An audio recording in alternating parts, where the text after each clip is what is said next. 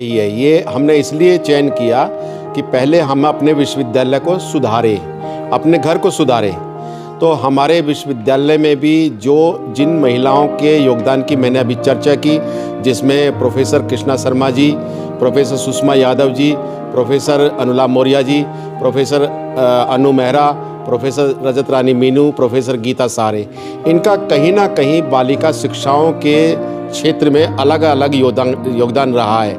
सभी ने अपने अपने तरह से बालिका शिक्षाओं के लिए कार्य किया है। ऐसी महिलाओं को जो ज़्यादा पढ़ी लिखी नहीं है, लेकिन वो फिर भी बालिकाओं के लिए बालिका शिक्षा के लिए कार्य कर रही है, कहीं ना कहीं किसी न किसी रूप में। तो अगला कदम हमारे शोध संस्थान का यही है।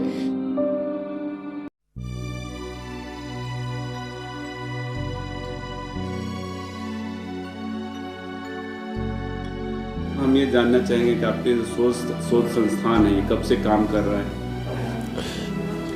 सबसे पहले तो मैं आपके चैनल के माध्यम से जो दर्शक है उनको बधाई दे दूं, धन्यवाद दे दूं कि आप चैनल को सब्सक्राइब करें।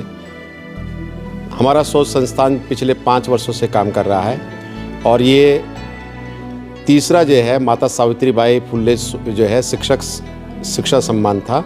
इससे पहले हम 2 बार पहले दे चुके हैं, ये तीसरा सम्मान था। कोरोना काल में किसी कारणवश ये कार्यक्रम हम नहीं कर पाए थे, जिसकी वजह से हालांकि ये कार्यक्रम 3 जनवरी 2023 को होना था, लेकिन किन्हीं कारणवश ये कार्यक्रम उस दिन ना कर पाने के कारण आज ये कार्यक्रम दिल्ली विश्वविद्यालय के गेस्ट हाउस में ये कार्यक्रम किया गया। इसमें जो आज जिन विशिष्ट महिलाओं को सम्मानित किया गया, विशिष्ट जो विभूतियों को सम्मानित किया, उसके चयन का आधार आपने क्या रखा कि उनके किन किन योगदानों की आपने ये सम्मान किया? देखिए, हमने पहले अपने घर से शुरुआत की है।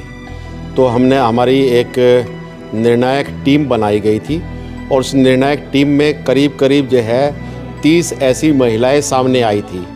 उन 30 के बाद में फिर 20 आई, 20 के बाद 15, 15 के बाद 10, 10 के बाद हमने 6 ऐसी महिलाओं का चयन किया जो कि अपने अलग अलग क्षेत्र में, कोई शिक्षा के क्षेत्र में, कोई साहित्य के क्षेत्र में, कोई समाज सेवा के क्षेत्र में, जो तमाम तरह से उनका योगदान है बालिकाओं शिक्षा के लिए या विश्वविद्यालय में किसी अन्य कार्य के लिए जो उनका योगदान था, उस योगदान को देखते हुए हमने उनको सम्मानित किया है।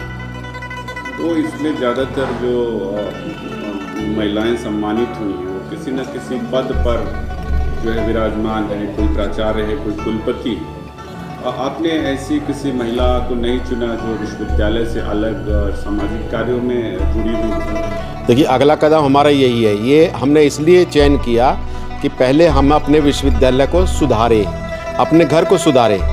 तो हमारे विश्वविद्यालय में भी जिन महिलाओं के योगदान की मैंने अभी चर्चा की, जिसमें professor Krishna Sharma ji, professor Sushma Yadav ji, professor Anula Maurya ji, professor अनु मेहरा, प्रोफेसर रजत रानी मीनू, प्रोफेसर गीता सारे, इनका कहीं ना कहीं बालिका शिक्षाओं के क्षेत्र में अलग अलग योगदान रहा है। सभी ने अपने अपने तरह से बालिका शिक्षाओं के लिए कार्य किया है। तो हमने पहले अपने वो शिक्षाविद, वे विदुषी शिक्षाविद जो इस क्षेत्र में कार्य कर रही है। अगला कदम हमारा वो होगा जो गांव के बीच में रह करके महिलाएं कार्य कर रही हैं, जिनको कोई नहीं जानता। और अगली बार ऐसी महिलाओं को जो ज़्यादा पढ़ी लिखी नहीं है, लेकिन वो फिर भी बालिकाओं के लिए बालिका शिक्षा के लिए कार्य कर रही है, कहीं ना कहीं किसी न किसी रूप में।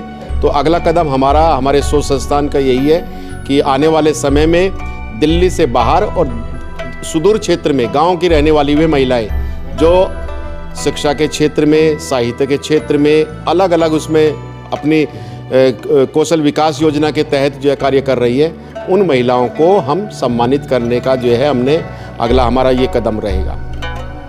सावित्रीबाई फुले शोध संस्थान, इसका उद्देश्य क्या है? भविष्य में इसकी योजना क्या है? देखिए, इसकी भविष्य में योजना ये है कि अभी तक बहुत सारा ऐसा साहित्य माता सावित्रीबाई फुले का केवल मराठी में ही उपलब्ध है। तो मराठी साहित्य से अनुवाद करके दूसरी भाषाओं में उसको लेकर के आना और उसको प्रकाशन कराना, जन जन तक पहुंचाना, और इसके अलावा इस पर रिसर्च कराना, क्योंकि अभी तक माता सावित्रीबाई फुले पर उस तरह की रिसर्च नहीं हो रही है। तो शोध संस्थान जो है ये डिमांड करता है सरकार से भी और अपने विश्वविद्यालय से भी कि आप जो है इस पर जो है विद्यापीठ खोली जाए, पाठ्यक्रम में इसको लगाया जाए और अलग से जो है माता सावित्रीबाई फुले जो है रिसर्च फाउंडेशन या स्टडी सेंटर जो है वो कॉलेजों के अंदर हो और विभागों में हो, जहाँ पर इस पर कार्य हो, पता चले महिलाओं को। अभी तक तो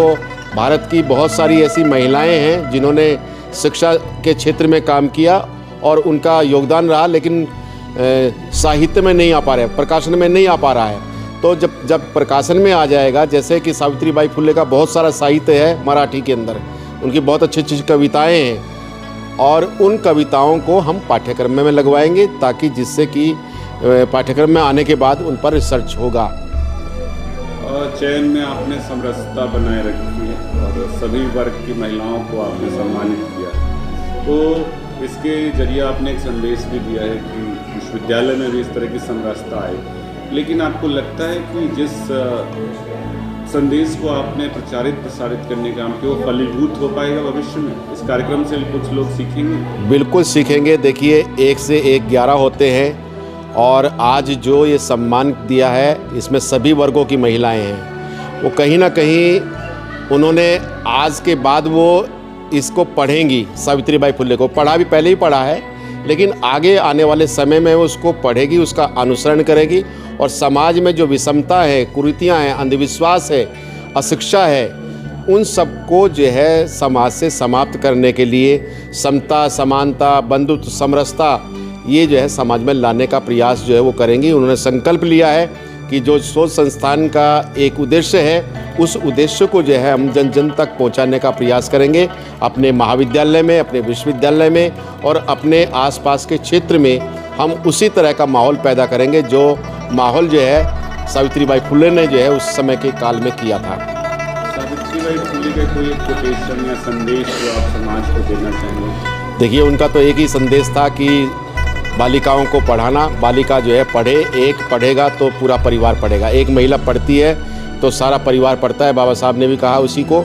और तो एक बालिका यदि पढ़ेगी तो सारा परिवार पढ़ेगा, उससे जो है परिवार का पढ़ने के बाद कहीं ना कहीं समाज में परिवर्तन आएगा, शिक्षा में परिवर्तन आएगा और देश की तमाम जो बालिकाएं पढ़ेगी तो उस परिवर्तन में कहीं ना कहीं एक अंश जो है वो मैं सोचता हूँ कि सावित्रीबाई फुले के उस विचार को लेकर के वो कहीं ना कहीं आगे ज़रूर बढ़ेंगी और उस विचार को देश के सामने, समाज के सामने, परिवार के सामने, अपने आसपास के जो है क्षेत्र में जो है वो फैलाने का प्रयास करेंगी।